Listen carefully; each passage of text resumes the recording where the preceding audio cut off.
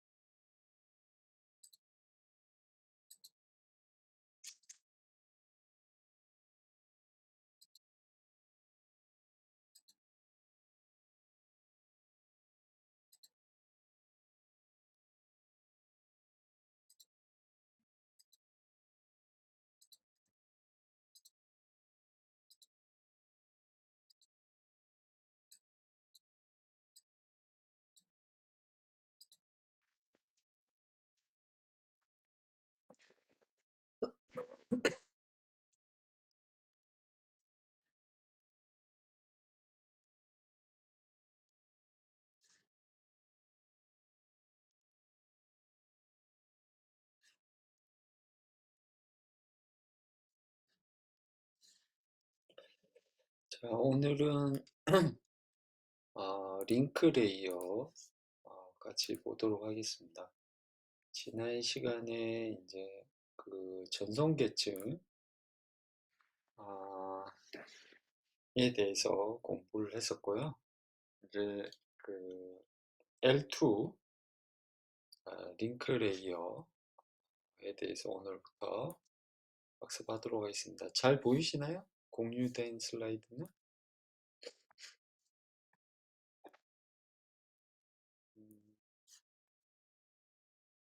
네.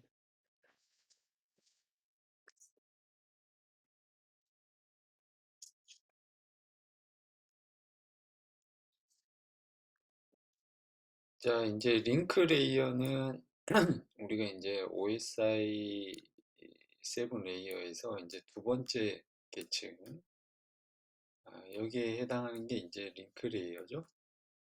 이제 여기 이제 첫 번째, 여기 이제 피지컬 레이어입니다. 그죠?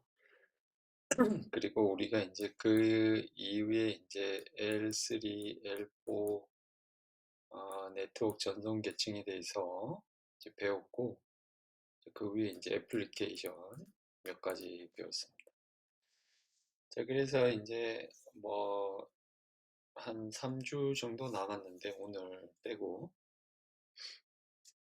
이제 거의 학기가 이제 어느 정도 마무리되고 있습니다.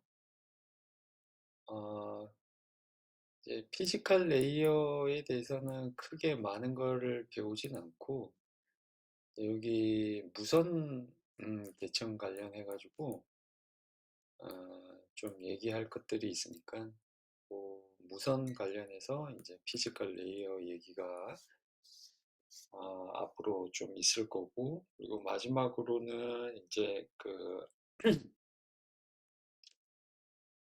이제 뭐 어떻게 보면은 이제 넥스트 제너레이션 네트워크라고 해서, 어, 뭐, 사실 넥스트 제너레이션이라고 얘기하기 좀 어려운데, 하여튼 지금 현재 이제 많이 이제 적용을 하고 있죠. 적용을 하고 있고, 관련한 클라우드 관련한 이슈가 있는 이제 SDN에 대해서 좀 얘기를 하고, 그리고 시간이 있으면은 이제 ICN이라고 인포메이션 센트릭 네트워크에 대해서도 한번 알아보도록 하겠습니다.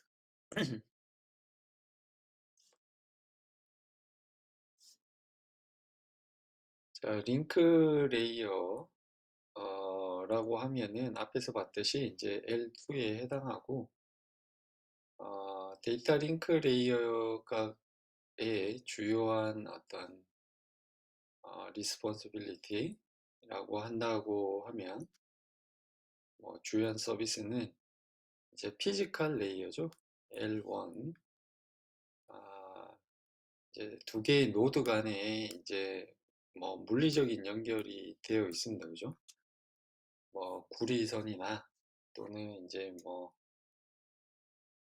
옵티컬 파이버나 광섬유나 또는 심지어 이제 무선으로 연결돼 있을 수도 있고, 이런 물리적인 미디어가 있는데, 그 이제 물리적인 미디어 위에서 일종의 데이터를 전송하기 위한 어떤 데이터그램을 전송하기 위한 어떤 기능을 담당하고 있다. 물리계층에서의 전송이라고 하면은 뭐 어떻게 보면 10, 1110 뭐 이런 식인 거죠, 그죠? 이제 요게 이제 디지털 신호고, 그죠? 디지털 신호고, 아, 실제로 이제 전송되는 신호는 아날로그 신호입니다, 그죠? 뭐 이 미디어가 전선이다. 우리가 쓰고 있는 뭐 쿠퍼 케이블이다 이러면 이 전기적 신호가 가는 겁니다. 전기적 신호. 그리고 이게 무선이다. 선이 없이 그냥 공기 중으로 데이터를 전송한다라고 하면은 우리가 이제 전자기파가 있습니다. 전자기파. 그죠? 일종의 이제 여러분들이 잘 아는 그 전자기파입니다. 그죠? 그래서 전자기파를 통해 가지고 이제 공중에 에어로 이제 우리가 신호를 보내죠. 그죠? 일종의 이제 파동이죠. 웨이브.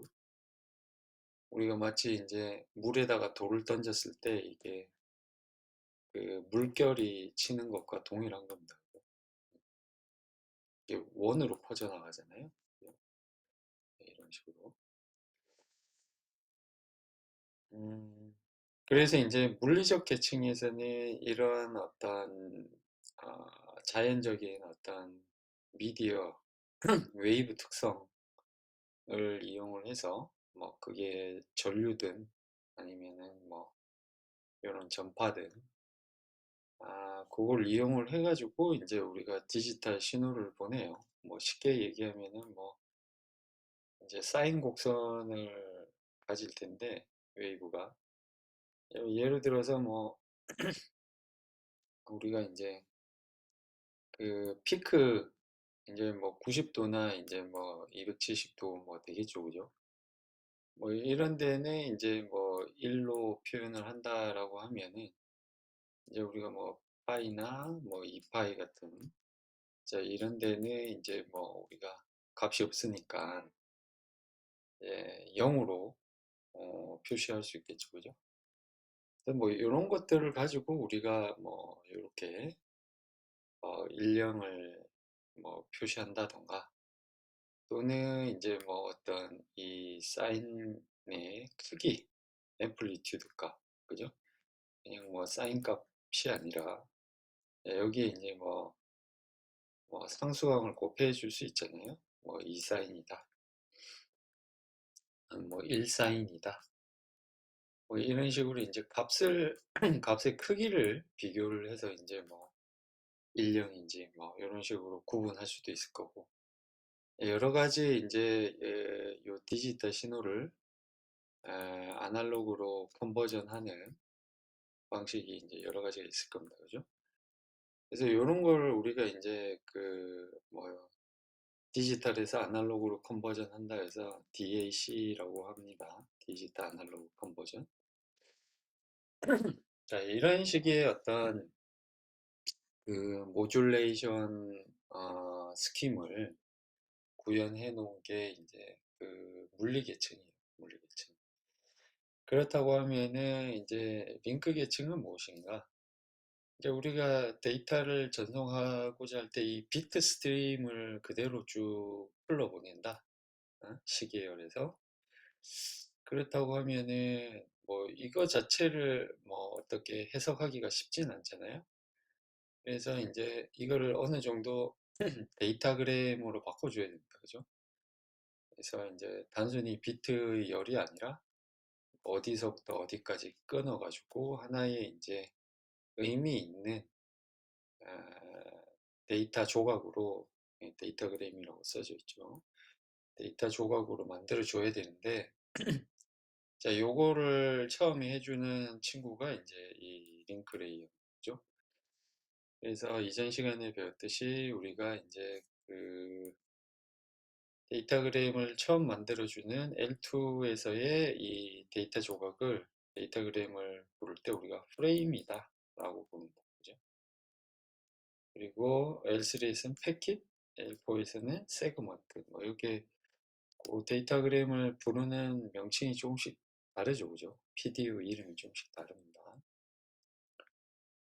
자, 그래서 링크 레이어에서는 이제 해당 그 데이터그램 PDU 이름을 프레임이다라고. 왜냐면 이제 비트 스트림을 처음에 이렇게 액자 같이 프레임이 액자죠, 그죠? 액자화 시키는다고 해서 프레임이다 라고 얘기를 합니다. 자, 그래서 이제 중요한 거는 이러한 링크 상에서의 어떤 데이터 조각화 시키고 그걸 갖다 전송해주는 서비스를 이제 제공해 주는데, 이 링크의 종류가 이제 뭐 여러 가지가 되겠죠, 그죠? 근데 이제 크게 분류를 해보면 뭐 유무선으로 이제 나눠볼 수가 있을 거고, 그리고 이러한 링크로 모여진 이러한 네트워크가 이제 여기서 보이는 게 이제 랜입니다. 랜. 여러 가지 링크들로 이렇게 묶여 있는 가장 작은 네트워크 단위가 이제 랜이라고 얘기할 수 있습니다. 뭐 컴퓨터가 이렇게 두 대 연결돼 있다. 제일 작은 거겠죠, 그죠? 이것도 하나의 이제 랜이라고 볼 수 있겠습니다, 그죠? 로컬 에어리어 네트워크. 자, 링크 레이어 서비스, 같이 보면 앞에서 얘기했듯이, 제일 첫 번째가 이제 프레이밍. 다시 말해서 비트 스트림을 인캡슐레이션 시켜준다. 하나의 프레임으로. 그래서 이 프레이밍에는 이제 앞에서 봤듯이 이제 인캡슐레이션 할 때 가장 붙는 게 앞에 붙는 게 이제 헤더가 붙죠, 그죠? 주로 이제 뭐 앞에서는 IP 헤더, 뭐 TCP 헤더, 뭐 이런 헤더들이 붙습니다. 근데 프레이밍이니까 한쪽에만 붙으면 약간 좀 프레이밍 하기가 어렵잖아요. 그죠? 헤더가 붙으면 뒤에는 이제 뭐 테일이 붙여서 이렇게 앞뒤로 쏴주는, 그래서 좀 앞에 이전에 배웠던 IP 패킷이나 세그먼트와는 좀 다를 수 있다. 음. 물론 이제 뭐 테일이 없는 경우도 있습니다. 프레임 프로토콜에 따라서. 근데 어쨌든 뭐 이런 식으로 프레이밍 해줄 수 있다. 자, 그 다음에 이제 두 번째는 링크 액세스입니다. 링크 액세스. 자, 이것은 이제 뭐냐. 두 번째 있듯이 쉐어드 미디엄에 대한 채널 액세스를 지원해 준다. 이게 무슨 얘기냐면, 우리가 미디움, 이제 예를 들어서 쉐어드 미디움 있을 때 쉽게 생각해 볼 수 있는 게, 자, 와이파이 라우터가 여러분들 집에 있습니다. 그죠? 있는데, 스마트폰, 이제 랩탑, 음,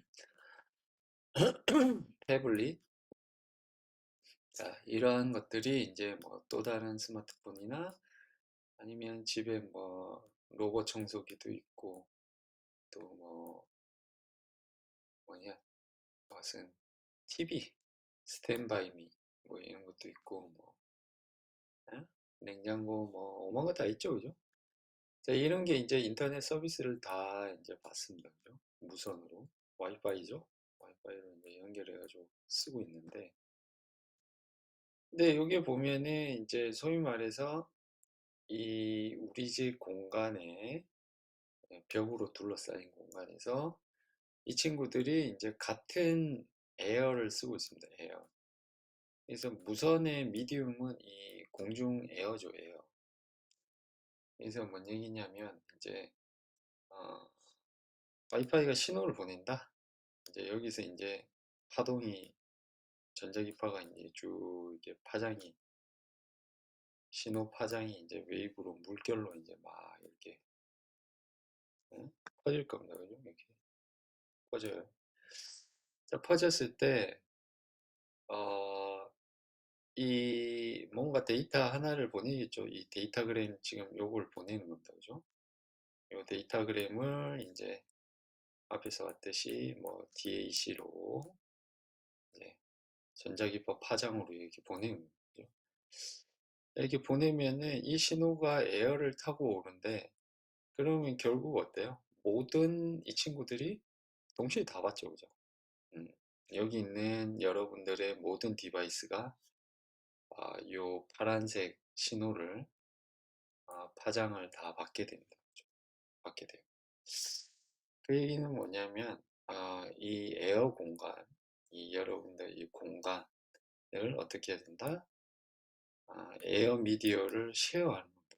모든 기기들이 같이 쉐어하는 거죠. 그죠?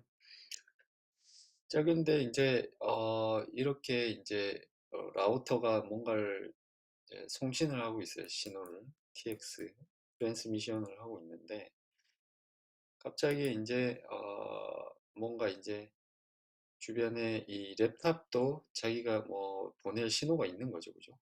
보냈단 말이에요. 나도 보낸다. 보냅니다. 랩탑 안에 랩탑 안테나가 없는데 뭐 랩탑에 눈에는 안 보이지만은 이제 안에 뜯어보면은 이제 뭐 패치형 안테나 같은 것들이 있습니다. 막 보내요. 자, 그러면은 딱 보기에도 이제 동시에 TX를 하게 되면 막 이렇게 충돌이 있죠, 그죠? 계속 충돌이 막 발생한다, 그죠?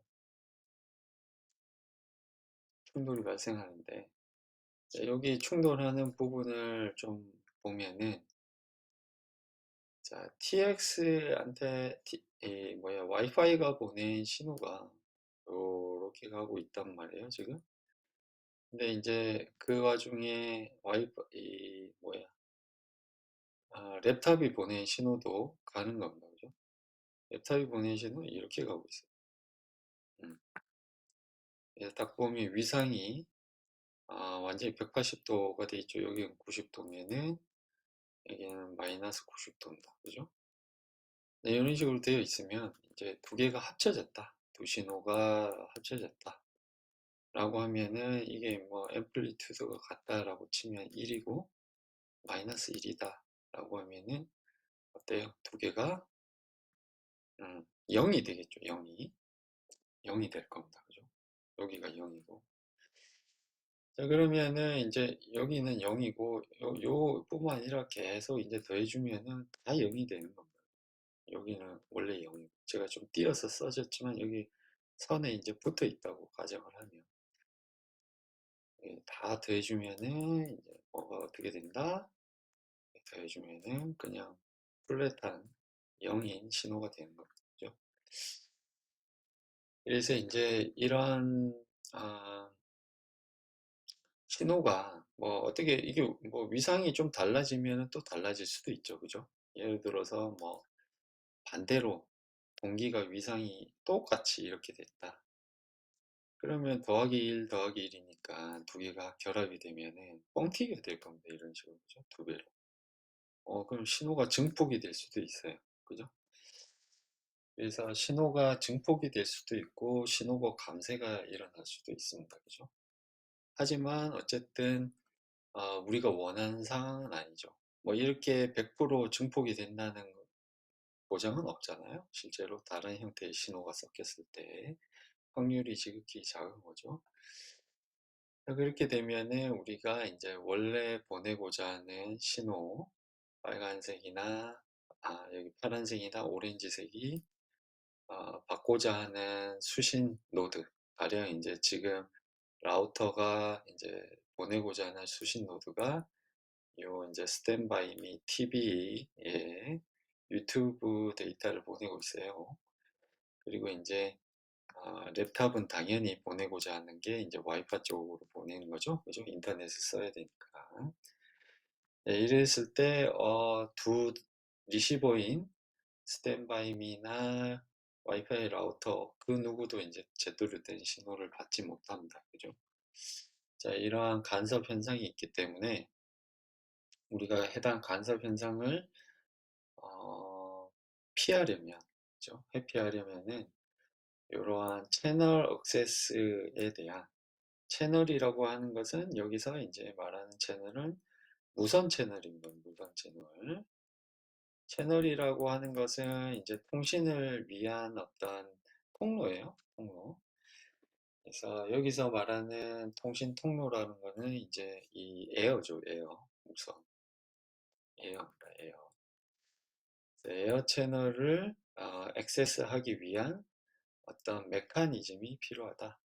자, 그거를 이제 링크 레이어에서 제공해 준다라는 겁니다.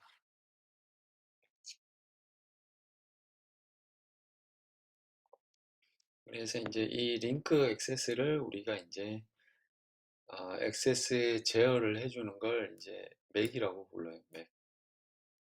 이게 이제 미디엄 액세스,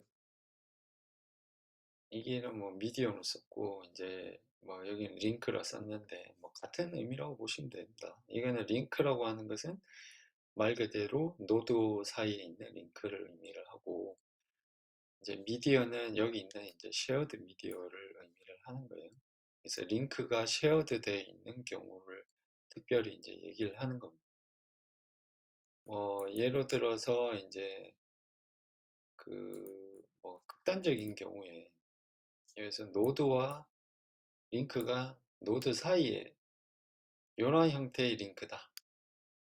어? 이럴 경우에는 그러면은 미디어 액세스가 필요 없나요? 그렇지도 않습니다. 그죠?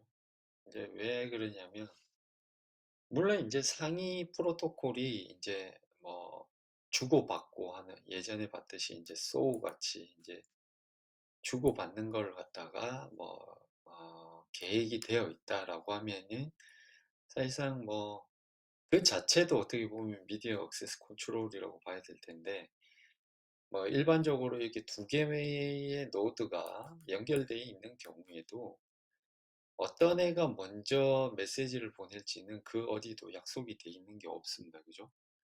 예를 들어서 이 친구가 먼저 보낼지 아니면 이 친구가 먼저 보낼지는 모르는 거예요.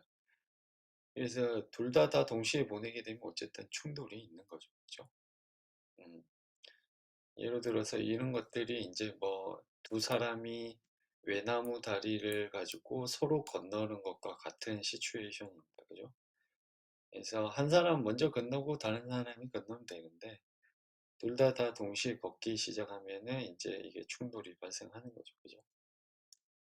자, 이런 것들을 이제 제어해 준다 해서 미디어 액세스 컨트롤이라고 부릅니다. 자, 그래서 우리가 이 링크 계층에서의 어떤 주소, 일종의 이제 노드에는 레이어, 어, 이 호스트에 할당되어 있는 저기 네트워크 계층 호스트에 할당되어 있는 네트워크 계층의 아이디는 IP 어드레스죠. IP 어드레스입니다. IP 주소. 자, 그리고 링크 레이어에서 우리가 할당되어 있는 노드의 주소를 갖다가 맥 어드레스라고 부릅니다. 맥 어드레스. 그래서 이 맥 어드레스는 이제 뭐 다른 말로 뭐 IP 주소와 비교를 해서 하드웨어 주소다, 하드웨어 어드레스다 라고 얘기하기도 합니다. 자, 왜냐하면은 하드웨어 어드레스라고 하는 얘기는 우리가 이제 어, IP 주소는 누가 할당을 해줘요? 네트워크에서 할당해 주죠. 뭐 가령 이제 네트워크 관리자나 또는 이제 자동으로 DHCP가 자동으로 할당해 주거나 해줍니다. 그죠? 근데 이제 요 맥 어드레스 같은 경우에는 이제 이더넷, 이 주로 이제 링크, 앞으로 이제 링크 기술이 되게 많긴 하겠지만 대표적으로 지금 쓰고 있는 게 이더넷입니다. 이더넷. 여러분들이 또 다 쓰고 있는. 그래서 이더넷을 이제 좀 대표적으로 얘기를 하도록 하겠습니다. 그래서 이더넷 카드를, NIC를 만드는 업체에서 이 하드웨어를 만들 때 요 주소를 부활해서 판매를 한다, 그죠? 그렇기 때문에 이제 요 맥 어드레스를 우리가 하드웨어 어드레스다라고 이제 얘기를 합니다. 궁극적으로 이제 이 링크 레이어 자체는 어, 뭐 어떤 노드 사이에서의 가령 이제 우리가 노드와 노드 사이에서 뭔가 이제 데이터를 보낸다. 또는 이 노드가 이제 미디어 쉐어드 미디어라 가지고 뭐 유선인 경우에도 마찬가지예요. 유선인 경우에 이렇게 뭐 브릿지가 있습니다. 브릿지. 옛날 분들은 뿌락지라 그랬는데 이게 어 이제 옛날 일본식 영어죠, 그죠? 브러치, 브릿지인데 왜 이게 브러치 뭐 이랬을까요?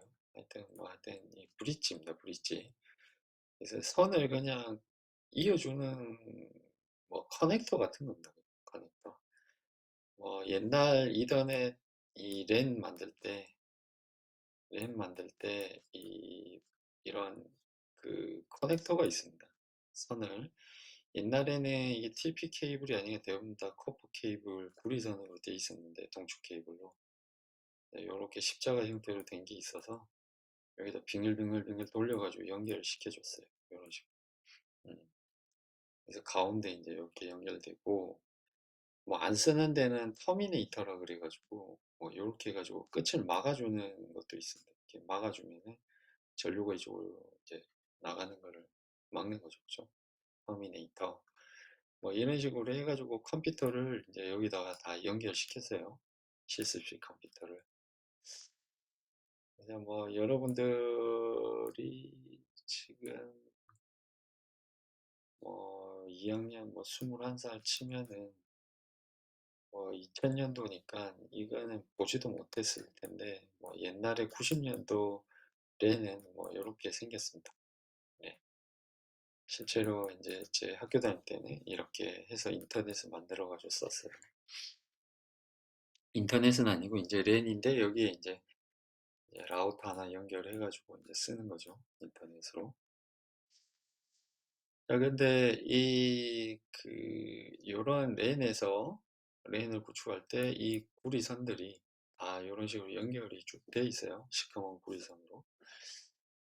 자, 그러면은 이제 요것도 PC고 PC들이 서로 이제 뭐 여기 어디에 서버 정해놓고 터미널 뭐 예를 들어서 옛날에는 뭐 소프트웨어가 워낙 귀해가지고 이제 요중에 이 소프트웨어를 사가지고 이 컴퓨터들한테 다 설치를 못하고 이 중에 한두 대 정도를 이제 그 소프트웨어를 설치를 해가지고 이거를 이제 공유를 해서 썼어요. 뭐 여하튼 뭐 그런 때가 있었는데 여하튼 또는 이제 여기에 이제 프린터 같은 거 하나 달아놓고 프린터 서버로 이제 쓰기도 하고 뭐 이런 것들이 태반이죠, 그죠? 근데 이제 요럴 때 이제 우리가 이 클라이언트에서 뭐 서버로 왔다 갔다 통신을 할 때 우리가 필요한 거는 IP가 아닙니다. IP. 그죠? IP 주소가 필요 없어요. IP 주소가. IP 주소가 필요 없고 여기서 통신을 할 때는 뭐만 있으면 된다? 앞에서 봤듯이 저 맥 주소만 있으면 됩니다. 주소. 음, 맥 주소만 있으면은 이게 연결이 됩니다. 그래서 그 당시는 IP 프로토콜 말고도 L3에 다양한 다른 프로토콜이 많이 있었어요. 로컬 랜을 위한 프로토콜이. 그래서 실제로 이제 그런 IP 주소가 없이도 이제 이런 기존의 다른 L3 프로토콜이나 맥을 가지고 요걸 많이 처리를 했습니다. 통신을. 심지어 L3 프로토콜이 없어도 맥 주소만 가지고도 이제 가능하죠.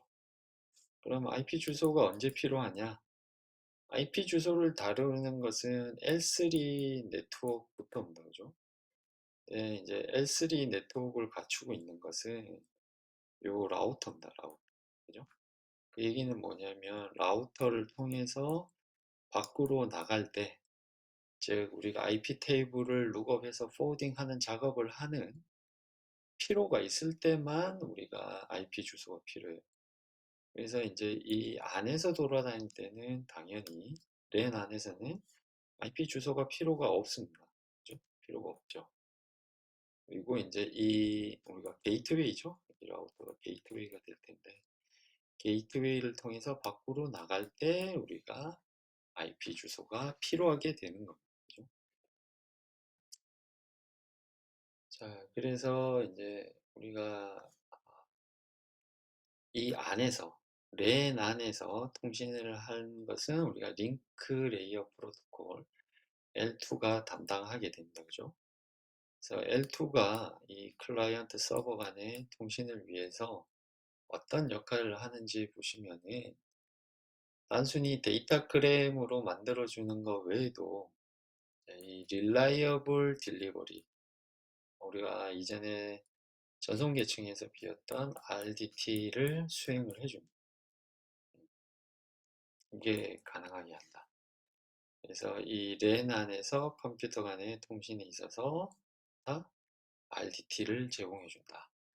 요거는 이제 앞에서 L4 전송 계층에서 배웠는데, 그거랑 뭐가 크게 다르나? 막 크게 다르지 않습니다. 그죠? 이 RDT의 기본 컨셉은 같다고 보시면 돼요. 자, 그리고 이제 링크 계층에서 이제 주로 이제 이 에러너스 채널, 우리가 이제 RDT 배울 때 채널 에러가 얼마나 심한지에 대해서 배웠는데, 이제 상대적으로 유선망은 조금 에러가 적습니다. 그죠? 근데 이 RDT가 중요한 것은 이 와일스에서 중요합니다. 그죠? 그래서 이 와일스 채널 자체는 에러가 어마어마합니다. 사실.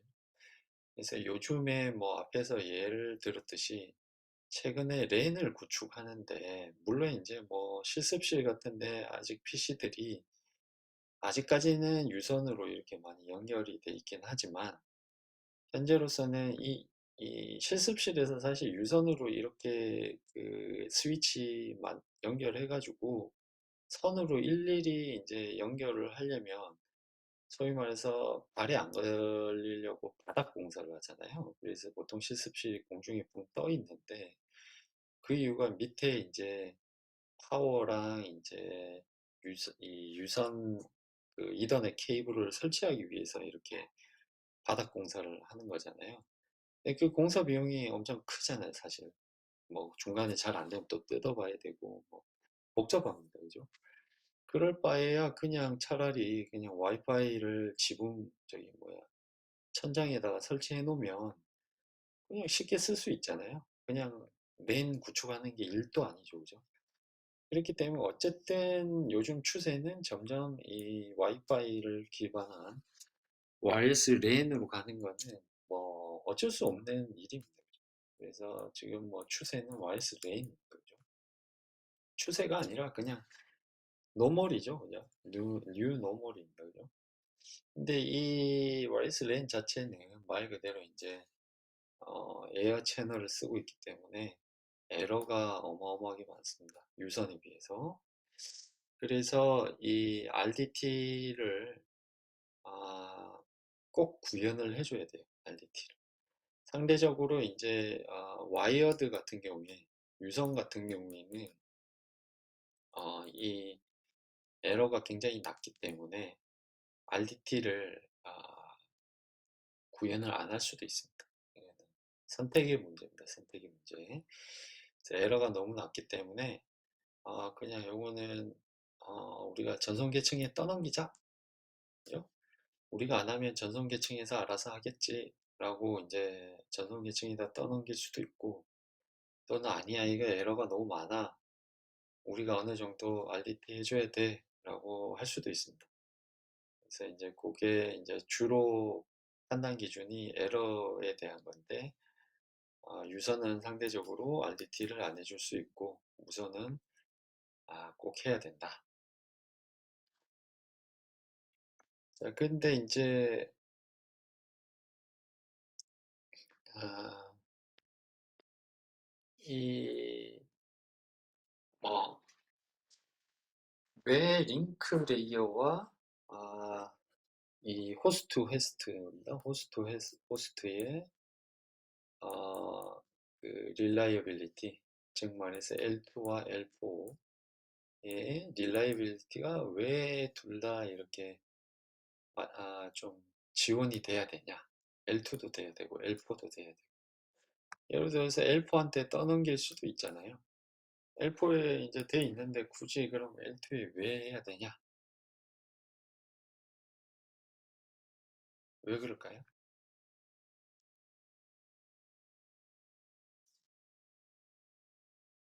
어, 생각하시기에 L2에 해야 되는 이유가 뭐라고 생각하세요?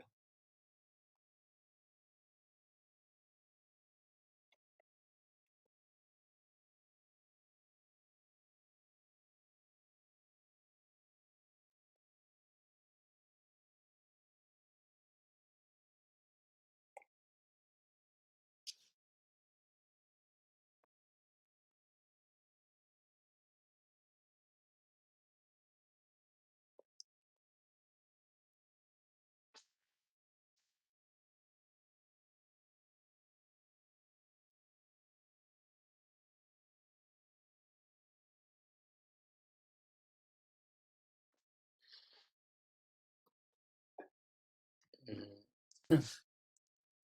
지금 이제 RDT에 대해서 얘기를 하고 있는데 이제 왜 지금 이제 기존에 우리가 배웠을 때 TCP 같은 전송 계층 L4에 릴라이어블한 딜리버리가 구현돼 있는데 L2에 왜 굳이 해야 되나?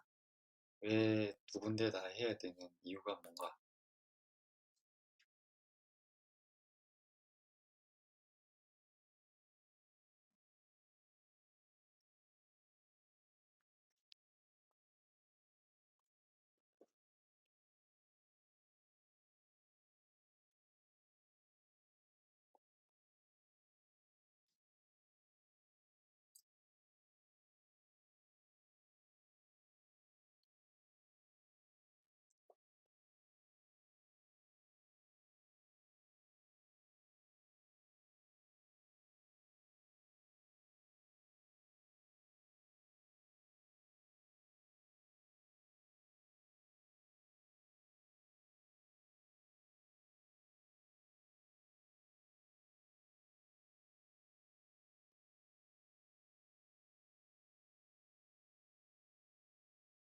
그러니까 중요하니까 뭐 중요한지 안 하는지 모르지만 하여튼 필요하니까 뭐 두 군데서 한다고 돼 있겠죠, 그죠? 그러니까 왜 그게 필요할까라고 하는 거에 대한 저거죠. 이유를 물어보는 거죠. 이게 뭐 필요하다, 필요하지 않다를 얘기를 하는 게 아니고 L2 그렇다면 L2에서 RDT가 된다 그러면은 어떤 점이 장점일까요?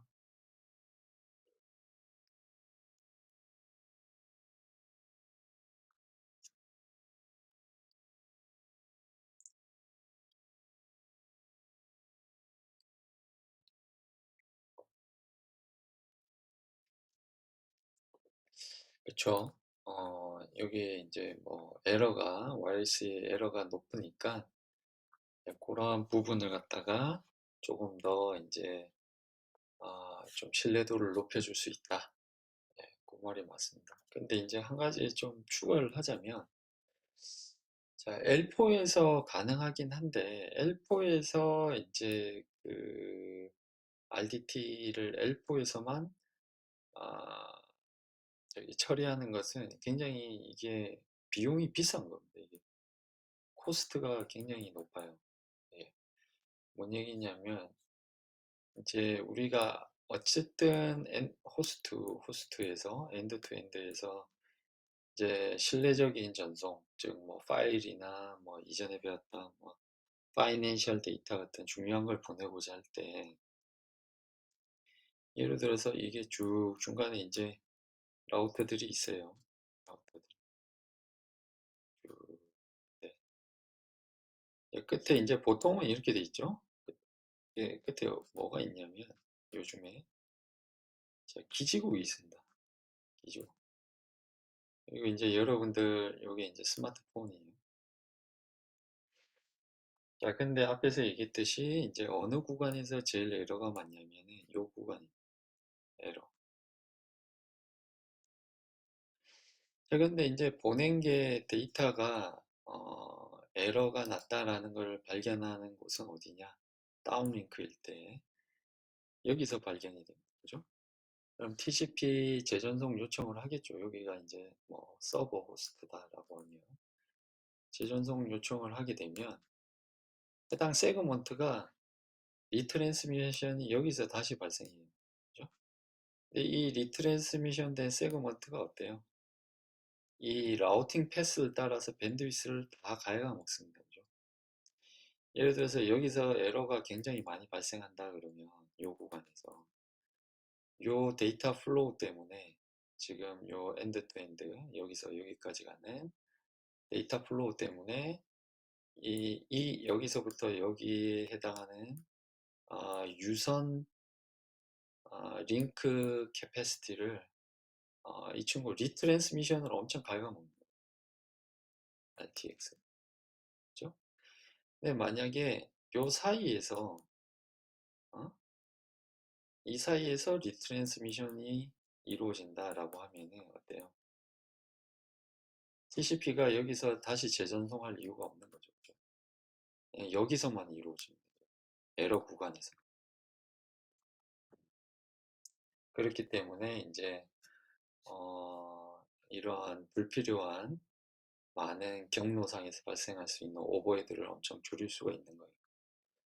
그래서 이 L2 같은 경우에 L2에서의 이 RDT는 유선상에서는 사실 이 유선상에서는 비트 에러가 굉장히 낮기 때문에 복잡한 리트랜스미션 스킨 RDT를 뭐 구현한다는 것 자체가 막 크게 의미가 없을 수 있어요.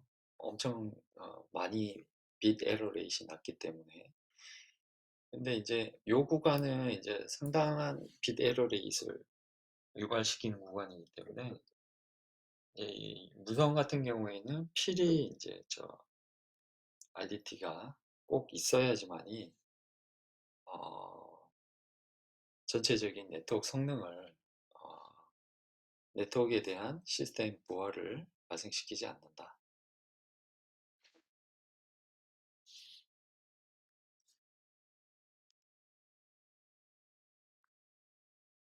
자, 그리고 이제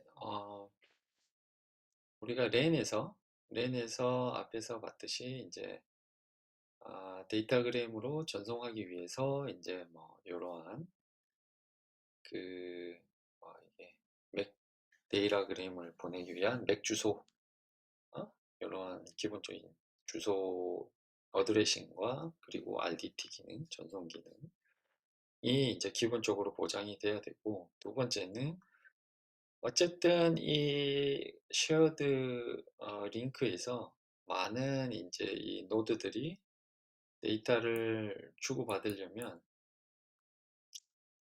주고받는데 이것도 마찬가지로 이제 그 얘가 보내고 또 뭐 얘가 보낼 수도 있고 뭐 이런 상황이잖아요. 그죠? 자, 이럴 때 이제 각각의 노드가 얼마나 많은 이제 수신 버퍼를 가지고 있는지 요것들이 이제 중요한 겁니다. 그죠? 그래서 기본적으로 이제 요것도 우리가 L4 전송 계층에서 TCP 헤더에 리시브 윈도우 정보를 보내서 플로우 컨트롤을 하는 그거와 이제 거의 같다고 생각하시면 되겠습니다. 뭐 방식은 다르긴 한데 어쨌든 뭔가 데이터그램을 주고받는 데 있어서 흐름 제어가 필요하다. 자, 그 다음에는 이제 RDT를 위한 기능이죠. 에러 디텍션이 있어야지 리트랜스미션이 가능할 겁니다. 그죠? 그래서 디텍션이 있어야 되고 그리고 요건 좀 다른데 에러 코렉션도 가능합니다. 에러 코렉션. 지난번에 얘기를 했듯이 이제 우리가 에러를 복구하는 것은 L4에서는 이제 기본적으로 리트랜스미션이에요. RDT는. RDT 방법이 이제 L4에서는 무조건 리트랜스미션입니다. 이거는 이유가 이제 에러 디텍션만 되기 때문이에요. 에러가 발생했네라고만 아는 거지. 이제 그걸 복구하기 위해서는 이제 재전송을 요청하는 것밖에 없습니다. 재전송. 근데 이게 L2에서는 여기에 더해가지고 코렉션이 됩니다. 코렉션. 코렉션도 가능하게 설계를. 자, 이게 어떻게 하냐? 이제 코렉션을 우리가 이제 뭐 일반 데이터그램을 이렇게 보내면 저번에도 얘기했는데 조그만 양의 이제 CIC 비트 체크를 하는 경우에는 여기에 나와 있는 비트 플립을 오류를 단순히 디텍션 하는 것만 쓰게 되는데 이제 요 리던던트 비트 갖다가 좀 아, 확장을 하면 우리가 여기 있는 비트 에러를 비트 스트림에 이제 여러 개 상관관계를 봐가지고 에러 코렉션도 할 수 있습니다. 에러 코렉션. 그래서 대표적인 게 이제 컨볼루셔널 코드예요. 그래서 뭐 여러분들 뭐 요즘에 AI 많이 하시니까 그런 뭐 CNN 네트워크 같은 것들 많이 써보셨을 거예요. 그죠? 뭐 일종의 그런 형태라고 보시면 될 겁니다. 그죠? 그래서 이제 뭐 우리가 CNN 돌려가지고 최종적으로 뭐 인베디드 스페이스에서 뭐 인코딩 벡터들을 막 얻어내고 이러잖아요. 그런 것처럼 이제 일종의 이제 그런 그 뭐 최종적으로 우리가 그 얻을 수 있는 인베딩 스페이스 벡터를 인코디드 된 어떤 값을 갖다가 우리가 리던던트 값으로 집어넣으면 자 그걸 기반으로 해가지고 이제 다시 그 제너레이션이 역순으로 이제 제너레이션이 가능합니다. 요렇게 넣었다가 이렇게. 근데 이제 100% 오리지널을 갖다가 인코딩 상태에서 디코딩 한다고 무조건 다 100% 얻을 수는 있는 건 아닌데 특정 범위에서 에러 값을 갖다가 코렉션 할 수가 있어요. 그래서 이제 우리가 그걸 이제 범위를 이제 시스템의 이 코드를 범위를 뭐 3분의 1 넣냐, 뭐 2분의 1 넣냐, 뭐 그거에 따라 가지고 이제 소위 말해서 이제 전체 데이터의 요 시스템 bit이라고 하는데 데이터의 이제 오리지널 데이터 양과 이제 이 에러 코렉션을 한 데이터량이 어느 비율로 돼 있냐라는 거예요. 예를 들어서 진짜 반반씩 집어넣는다. 요거 S만큼을 똑같은 양으로 집어넣는다. 그럼 어지간하면 그러니까 똑같은 데이터를 두 번 넣는 거나 마찬가지잖아요. 뭔 얘기냐면 앞에서 이제 뭐 101, 10, 11 이렇게 날라왔는데 음? 뭐 뒤에서 이제 뭐 10, 01, 뭐 이렇게 날아올 수 있는 거죠. 그죠? 그럼 중간에 얘랑 다른데 그러면 이제 뭐 요거는 이제 구분을 좀 짓기 위한 또 다른 이제 뭐 있긴 있어야 되겠지만 어쨌든 뭐 이런 식으로 무식하게 하면 안 되겠지만 여하튼 뭐 우리가 페르티가 뭐이 요 홀수더라 짝수더라 그러면 이 친구가 뭔가 비트 플립이 발생했다라는 걸 갖다가 추정해 볼 수가 있습니다. 그죠? 네, 이런 식으로 이제 많은 양의 데이터를 집어넣게 되면 리던던 데이터를 집어넣게 되면 어, 에러 코렉션 확률도 높아지는 겁니다. 근데 요거를 양을 이제 소위 말하면은 현재 채널의 에러 레이스를 봐가지고 조절할 수 있겠죠. 그죠? 조금 넣을 수도 있고 많이 넣을 수도 있고 그러한 컨셉들이 이제 들어 있습니다. 그게 이제 기존에는 이 에러 코렉션이 그 유선 네트워크에서는 크게 그렇게 중요하게 생각을 안 했어요. 뭐 아이디어는 그때도 있었지만 실제로 적용하기에는 이 컴퓨테이션 소위 말해서 계산량이 많이 들어가고 보내는 애도 계산을 해서 이제 이 에러 코렉션에 필요한 데이터를 집어넣어야 되고, 인코딩 해야 되고, 이제 받는 애는 또 에러가 났는지 또 코렉션 하기 위해서 디코딩 해야 되고, 이 절차가 있잖아요. 옛날에는 이제 아무래도 컴퓨터 사양이 떨어지고, 컴퓨테이션 역량이 떨어지고, 또 이제 유선에서 생각 외로 이제 에러가 그다지 많이 발생하지 않기 때문에 그냥 대부분은 이런 걸 이제 뭐 그냥 연구에서는 했지만 적용은 안 했어요. 근데 이제 무선 네트워크로 넘어오면서 이제 에러 코렉션은 선택이 아니라 필수입니다, 필수. 그래서 여러분들이 사용하는 대부분의 뭐 물론 이제 와이파이 같은 이제 싼 그러니까 무선 통신에서도 싼 게 있고 비싼 게 있잖아요. 비싼 무선 통신, 비싼. 근데 이제 여러분들 쓰시는 블루투스니 와이파이니 이런 것들은 싼 거.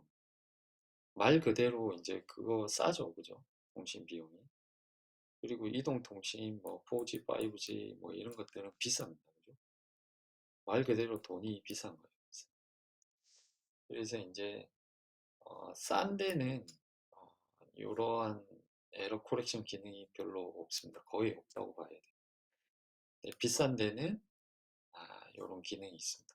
그 이유는 요금이 비싸기 때문에 에러 코렉션 해주는구나 라는 뜻이 아니고 이 기능을 만드는 데는 이제 소위 말하는 반도체 그 컨비네이션 로직을 만들어야 될 거 아니에요. 반도체로 만든다는 거죠, 결론은.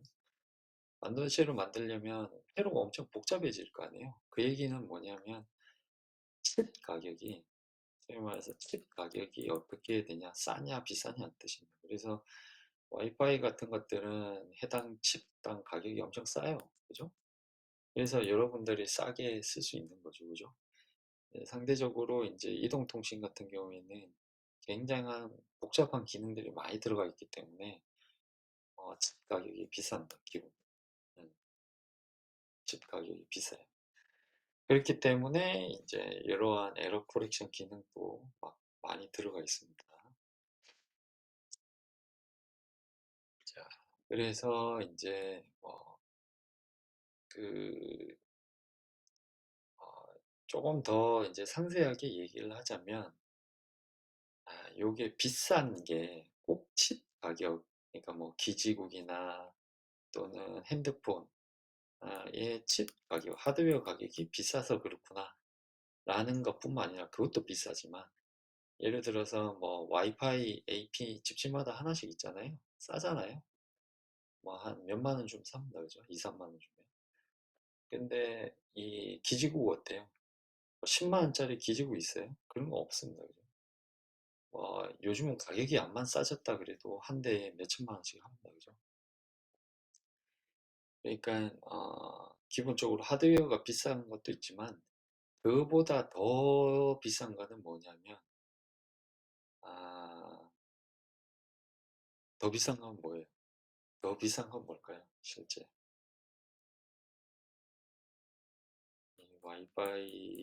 와이파이 장비, 이동통신 장비가 싸고 비싸고 이게 중요한 게 아니라 이거보다 더 비싼 게 있습니다.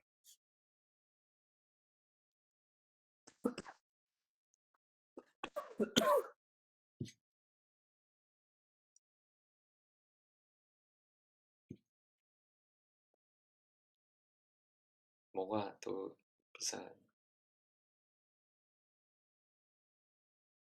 비쌀까요?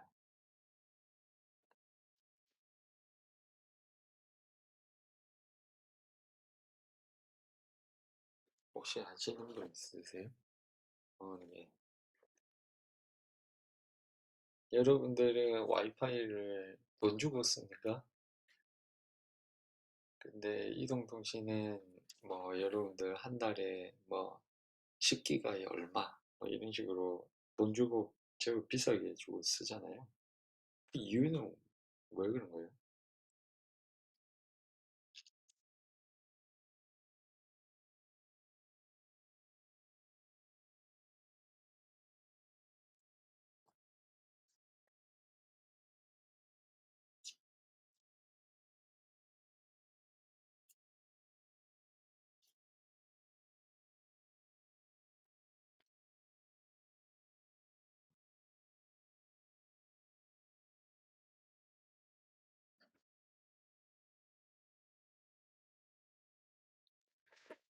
커버해야 될 범위가 넓어서 비싸다. 음,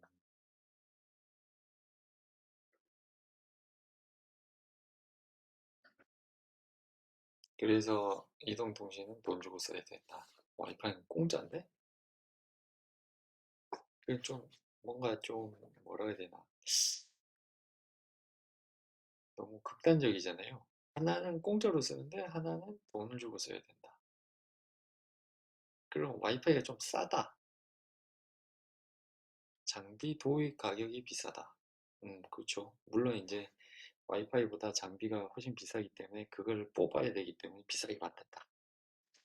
근데 장비 한 번 들여놓으면은 예를 들어서 LTE다. 장비 언제 들여놨습니까? 벌써 LTE 언제였지? 뭐 한 10년 넘었죠, 그죠? 10몇 년 됐는데 그럼 아직까지도 장비 가격을 뽕을 못 뽑았을까요? 거의 한 사람당 통신 비용을 얼마씩 받습니까? 뭐 거의 한 달에 보통 여러분들 적게는 2만 원, 많이는 뭐 5, 6만 원씩 내잖아요.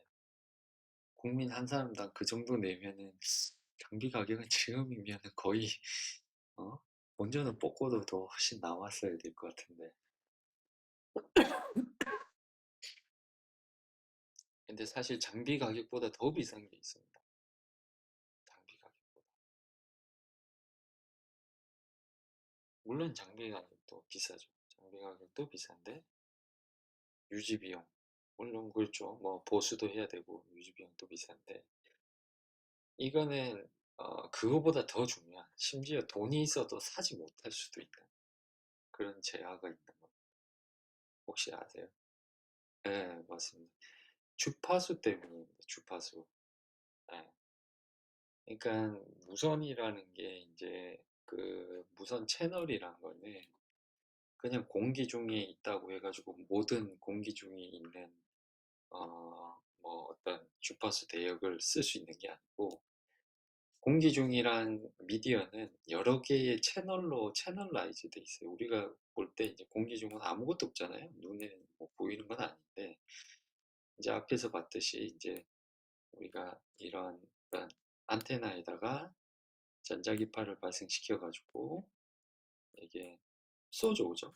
전류를 흘리면 여기 자기가 생긴다, 그죠?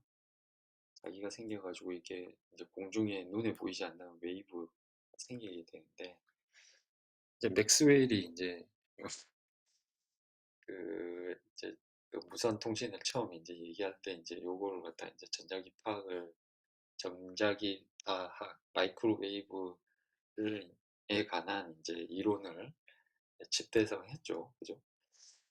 그래서 이렇게 보내는데 실제로 이제 공중은 그러면 하나의 신호만 보낼 수 있어야 되잖아요.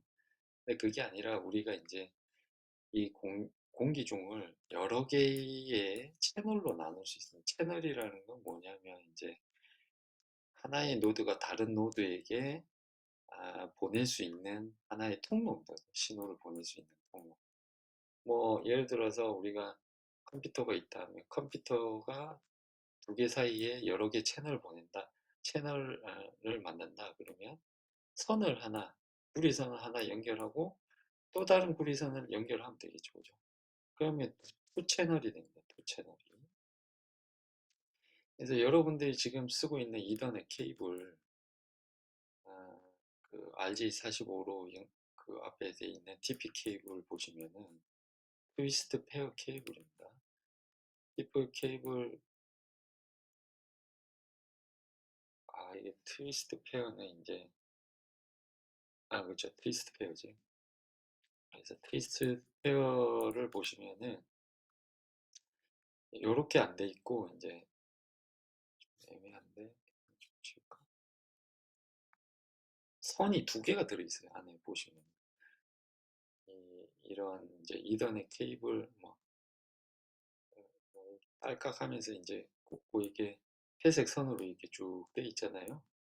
여기에 이렇게 꽂는데 이게 구리선으로 무슨 이상한 이렇게 돼 있고 안에 막 짜잘한 케이블들이 막 빨간색, 파란색, 검은색 뭐 이런 식으로 막 돼 있잖아요.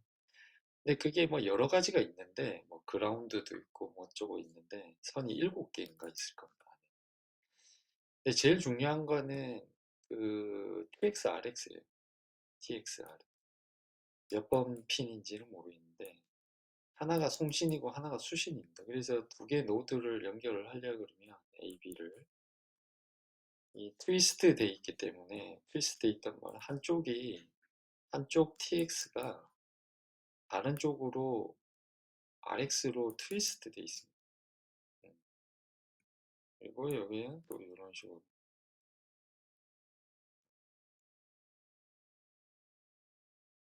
그죠? 이 RX고 TX. 그래서 이제 그 일반 뭐 스위치를 사용하시면은 트위스트가 아니라 언트위스트 UTP를 쓰셔야 되는데 어쨌든 컴퓨터 두 대에서 연결을 하려면 한쪽에서 보내고 신호를 다른 쪽에서는 받아야 되겠죠. 그죠? 또 이제 다른 컴퓨터에서는 보내고 또 다른 받는 컴퓨터에서는 받아야 됩니다. 그죠? 그래서 이제 여러분들이 크게 볼 때는 이제 PC 두 대에 이제 요 TP 케이블로 이렇게 이더넷 NIC에다가 이렇게 연결이 된 것 같이 이렇게 하나로 연결된 것 같이 보이지만 실제로 이 선을 까서 보면 내부에는 이렇게 선이 두 개가 이렇게 크로스오버 되게 돼 있습니다. 그 얘기는 뭐냐면 두 개의 채널이 있다는 겁니다. 두 개의 채널. 그래서 하나의 채널은 A 입장에서 보내는 거고 다른 채널은 받는 채널이에요. 그죠? 그래서 이걸로 인해 가지고 풀 듀플렉스가 되는 거예요. 풀 듀플렉스. 하나는 보내면서 받는 게 동시에 되는 겁니다. 그죠? 근데 만약에 이게 이제 UTP다. UTP로 되어 있다. 어, UTP가 아니라 이거 죄송합니다. 선이 하나로 되어 있다. 어, 선이 TX, RX가 이제 되어 있다. 하나로 주고받아야 된다. 여기도 TX, RX가. 그럼 어때요? A가 이쪽으로 보낼 때는 이 친구는 B는 A가 이쪽 B로 보낼 때는 B는 무조건 RX만 해야 된다. TX를 동시에 보내게 되면 어때요? 여기서 충돌이 일어나겠죠. 그죠? 터집니다. 그죠? 그러니까 A가 보낼 때는 B가 RX, B가 보낼 때는 A가 RX. 자, 이런 식으로 이제 앞에서 봤듯이 맥이 필요한 거죠. 미디엄 액세스 컨트롤이. 이게 필요한 겁니다. 그죠? 그래서. 자, 그래서 이제 그, 이런 거가 유선과 같이 무선에도 여러 개 채널이 존재할 수 있어요. 그죠? 채널이. A 노드, B 노드, C 노드, D 노드 사이에 이제 이렇게 보낼 수 있는데, 근데 에어는, 여러분들도 알다시피 그 공중이 무슨 벽으로 쳐놓고 파티션 쳐놓고 보내고 이런 게 아니잖아요. 그냥 뻥 뚫려 있는 상태니까. 자, 이렇게 파티션을 칠 수 있는 방법은 뭐냐면 주파수를 다르게 쓰는 거죠. AB 사이에서는 이런 식으로 이 주파수를 보내고 신호를 CD 사이에서는 조금 더 빠르게 주기가 짧은 신호를 보내고 EF 사이에서는 더 이제 주기가 짧은 이런 식으로 보낼 수 있겠죠. 그 다음에 더 막 이렇게 그래서 우리가 이 채널을 주파수 대역별로 나눈 거예요. 그래서 여러분들이 이제 쓰는 와이파이 요 주파수 대역은 공짜입니다. 공짜. 무료예요. 무료. 돈을 안 주고도 여러분들이 쓸 수 있는 주파수 대역인데 4G, 5G에서 쓰는 주파수 대역은 이건 무료가 아닙니다. 이건 돈을 내야 됩니다. 누구한테? 정부한테 돈을 내야 돼요. 그래서 이제 이 돈은 누가 냈냐? 궁극적으로 이제 그 통신사들, 뭐 SK나 KT 같은 통신사들이 이제 경매를 통해서 이제 산 건데 그게 결국은 이제 여러분들한테 그 매월 차징하는 겁니다. 그 돈을. 그래, 그런 상황인 거죠. 그래서 우리가 이제 너무 이제 너무 길게 이제 얘기하다 보니까 너무 길어졌는데 얘기가 무슨 얘기를 하고 싶냐면 왜 와이파이 왜 와이파이에는 에러 코렉션이 없는데 왜 이동통신에는 왜 유독 이 에러 코렉션이 꼭 있어야만 하는가라는 문제입니다. 이게 뭐냐면 우리가 리트랜스미션을 하고자 하면은 이 안에서 이 무선 구간에서 리트랜스미션이 발생하겠죠. RDT 때문에. 이 안에서 발생한다는 얘기는 뭐다? 이 비싼 이 비싼 주파수 자원을 리트랜스미션으로 써야 한다는 거죠. 이 얘기는 뭐냐면 우리가 재전송하는 대신에 일부 이 리던던트 빛을 보내서 에러 코렉션을 할 수 있다면 우리가 뭘 자원을 세이브할 수 있다? 이 무선 채널 자원을 절약할 수 있다는 뜻입니다. 그래서 어쨌든 이 이동통신에서는 기술은 이 무선 자원을 절약하는 데 모든 초점이 맞춰져 있어요. 그래서 무선 자원을 절약하기 위해서 이제 이 에러 코렉션을 쓴다. 에러 코렉션 쓰면은 뭐가 나빠지는 거예요? 무선 자원은 줄일 수 있는데 어떤 기능이 올라가야 된다? 이 단말의 하드웨어 기능이 올라가야 돼요. 물론 이제 기지국도 당연히 올라가야 되지만 이 중요한 건 단말이죠. 단말의 칩셋 파워가 즉 다시 말해서 반도체의 어떤 성능이 좋아져야 됩니다. 그러려고 하면 반도체 값이 비싸지고 결국 단말 가격도 같이 비싸지게 돼 있어요. 그래서 전체적으로 이제 그런 이유 때문에 이동통신의 단말이 비싸지게 된다.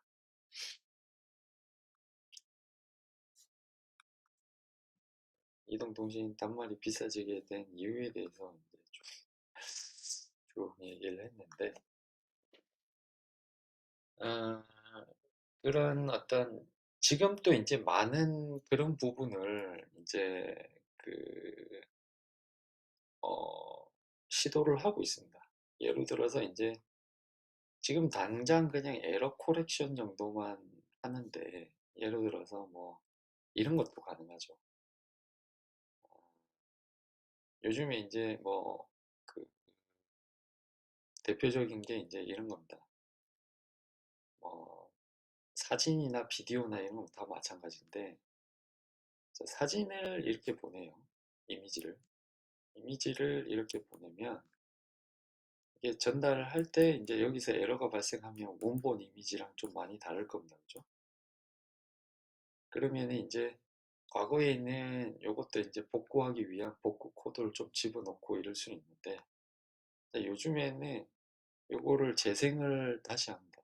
재생을 다시 하는데 이제 뭘 기반으로 AI를 쓸 수 있는.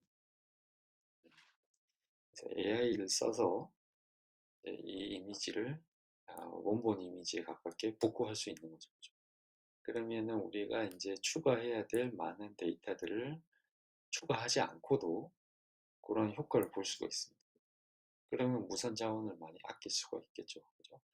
자, 이게 단적인 예이고, 그런 식으로 이제 우리가 이 에러 코렉션 하는 데 있어서도 최근에는 이제 이런 AI 기술을 많이 적용을 해서 복구하기 위한 시도를 하고 있다. 그리고 이제 전송 데이터량을 AI를 이용해서 줄일 수 있는 방법에 대해서 많이 현재 연구를 하고 있습니다. 10분 정도 쉬었다가 이어서 하도록 하겠습니다.